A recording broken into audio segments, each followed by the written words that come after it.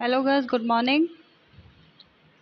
आज हमारा टॉपिक है हाइट एंड इमोशनलिटी, मतलब अति संवेगात्मक की स्थिति। जब कोई भी इमोशन जरूरत से ज़्यादा विकसित हो जाते हैं हमारे अंदर या किसी के भी अंदर, तो उसे हम कहते हैं हाइट एंड इमोशनलिटी।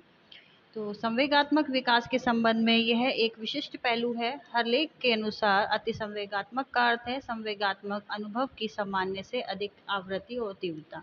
मतलब जो संवेग होते हैं, हमारे इमोशंस होते हैं, तो हरलॉक ने उसमें कहा है कि अति संवेगात्मक का जो अर्थ है, अति से मतलब ही समझ में आ रहा है कि किसी भी चीज़ का हाई होना, और संवेगात्मक का अर्थ है आपका जो इमोशनलिटी, जो हमारे अंदर हाइट एंड इमोशनलिटी आ जाती है, या किसी के भी अंदर ज़रूरत से ज़्यादा, या तो वो गुस्सा हो या फिर वो प्यार हो, तो उसे हम क्या कहते हैं, हाइट एंड इमोशनलिटी कहते हैं। चाहे इस समय क्या होता है, जो बच्चा है किसी भी चीज़ को लेकर जिद करना या फिर गुस्सा दिखाना या ज़्यादा से ज़्यादा प्यार दिखाना, वो सब क्या होते हैं, आपके हाइट एंड इमोशनलिटी होते हैं।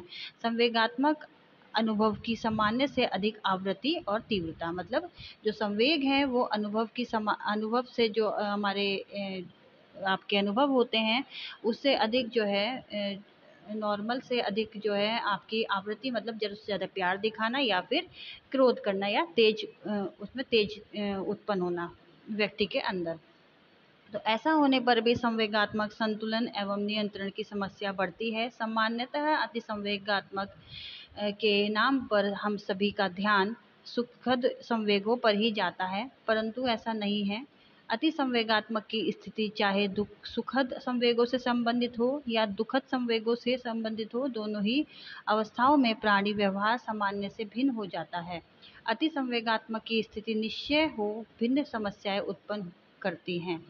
तो बस जो आपकी जो हाइट एंड इमोशनलिटी की जो आपकी स्थिति है, उसमें क्या होता है, जब बच्चा ज़रूरत से ज़्यादा किसी बात पर जिद करना, गुस्सा दिखाना, या फिर गुस्से में आके एक एक तो गुस्सा होता है, हमने दो बात किसी को कह ली, हम चुप हो गए, किसी को दो बात सुना के चुप हो गए। लेकिन क्या है, आपका जो ज़रूरत से ज़्यादा गुस्सा क्या होता है कि जैसे गुस्सा आने पर हमने तोड़-फोड़ कर दी, चीज़ें फेंकना, अपने आप को मारना और कपड़े फाड़ना, इस तरीके के क्या होते हैं, ये आपकी जो है हाइट एंड इमोशनलिटी होती है। लेकिन इसमें क्या है, ये भी बताया गया है कि ज़रूरत से ज़्यादा किसी के लिए प्यार दिखाना भी वो व्यवहार जो है एक नॉर्मल व्यवहार नहीं होता है। दोनों ही अवस्थाओं में प्राणी व्यवहार सामान्य से भिन्न हो जाता है। दोनों अवस्था जो आपकी है, चाहे वो ज़्यादा गुस्सा हो या ज़्यादा प्यार दिखाना है, तो दोनों ही अवस्थाओं में जो स्थिति है वो भिन्न हो जाती है। अलग अलग तरीके से प्राणियों का व्यवहार इसमें हो जाता है। अति संवेगात्मक की स्थिति निश्चय हो विभिन्न समस्याएं उत्पन्न करती है। जो अति संवेगात्मक की स्थिति होती है हाइट एंड इमोशनलिटी की, उसमें क्या होता है, व्यक्ति में एक जो है अलग तरीके की समस्याएं वो उत्पन्न करने लग जाता है।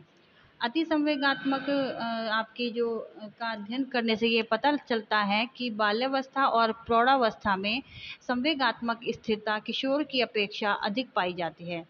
जो आपकी बाल्यावस्था है, उस अवस्था में जब हम अध्ययन करेंगे, आपका कंपेयर करेंगे बाल्यावस्था और प्रौढ़ावस्था में, तो बाल्यावस्था में जो संवेगात्मक स्थिरता किशोर की जो अवस्था, मतलब किशोरों की जो एक किशोर का एक कहते हैं कि एक उत्तेजना वाला ये दौर रहता है, तूफान की स्थिति भी रहती है इसमें। तो जो किशोर अवस्था होती है वो बाल्यावस्था और प्रौढ़ावस्था से इस समय जो संवेगात्मक की स्थिति होती है वो उसमें अधिक पाई जाती है।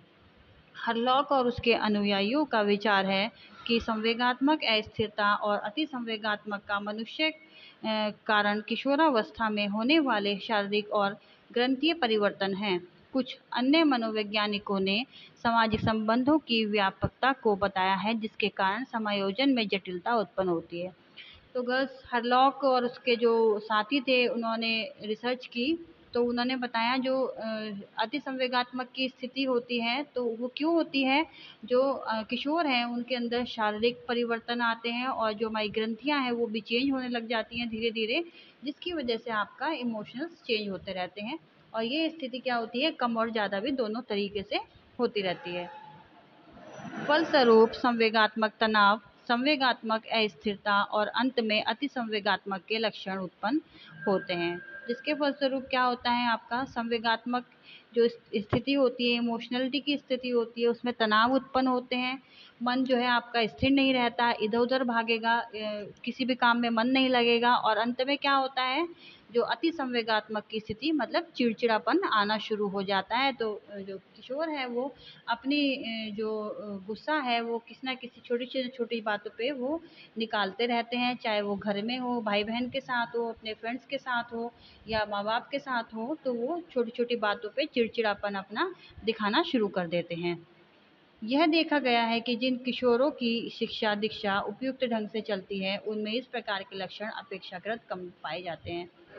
गस जो हमारे घर का जो वातावरण होता है और स्कूल का वातावरण होता है, किशोरों के ऊपर इस बात का बहुत अधिक प्रभाव पड़ता है। जिस वातावरण में हम पैदा हुए हैं, जिस वातावरण में हम पले बड़े हैं, तो उसमें क्या है, जो हमारी शिक्षा दीक्षा है उसका जो आपके किशोर हैं उन पे बहुत अधिक प्रभाव पड़ता है, क्योंकि हमारी जो परवरिश है उसके अकॉर्डिंग ही हमारे अंदर जो गुस्सा करने की